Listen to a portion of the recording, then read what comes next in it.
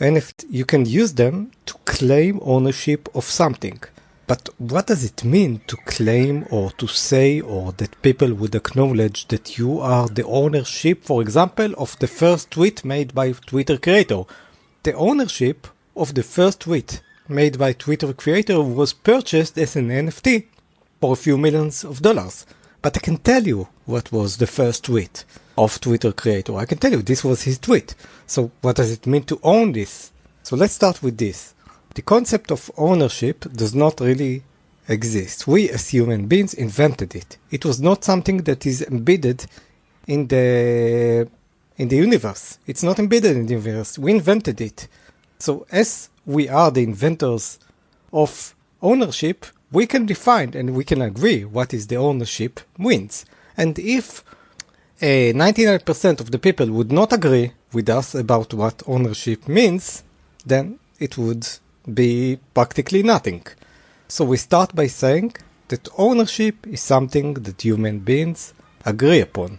Okay, so once we come from here, if everybody agree, or a vast majority or a lot of people agree that NFT, what's written there on the blockchain, is the ownership, then we agree on it, and that person that bought the tweet for a few millions of dollars is actually the owner, because we agree that the NFT that is on the blockchain is the actual ownership.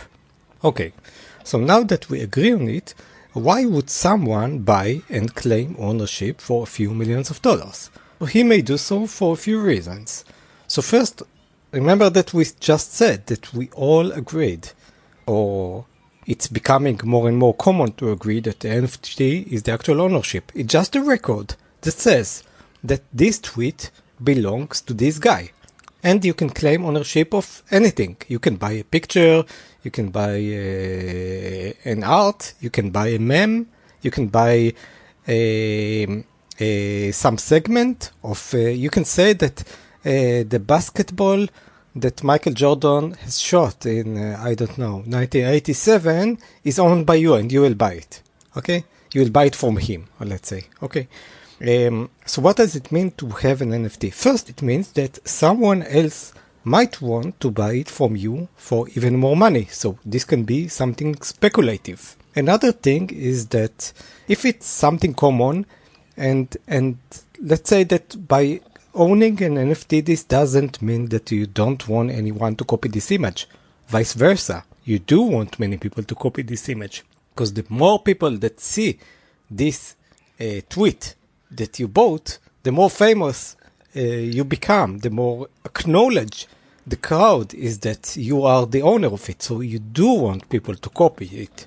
So it provides you with publicity. You are the owner of the first tweet of Twitter. Now, every time someone will talk about the first tweet of Twitter, they will talk about the NFT and the owner of it.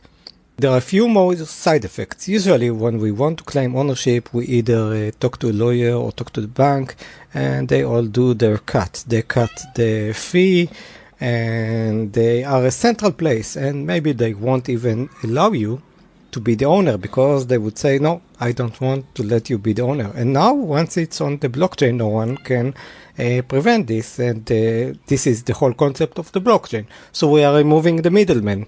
This is another advantage. We're removing the middleman.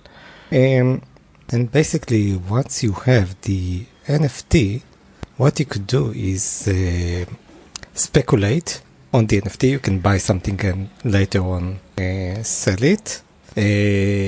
This is the ownership that we all agree that belongs to you. It is tracked on the blockchain with the private public keys.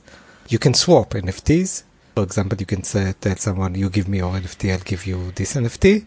And everyone sees who's owning who. And another thing is that as of today, because when people have ownership, they do it through the bank or through lawyers, so there is a specific party that holds all this information privately. And once it's on the blockchain, then it's public, which means that any programmer now can make use of it. So imagine, you as a programmer could access this blockchain and write applications on top of who owns which NFTs. So this opens a whole new world of programmers and APIs that can access these NFTs and the ownership and write applications.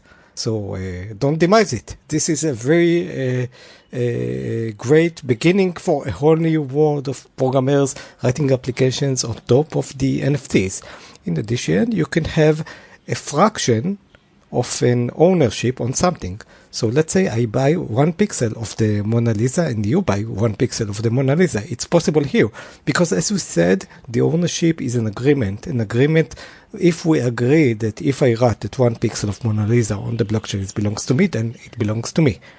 And you can now be an owner of some virtual abstract things.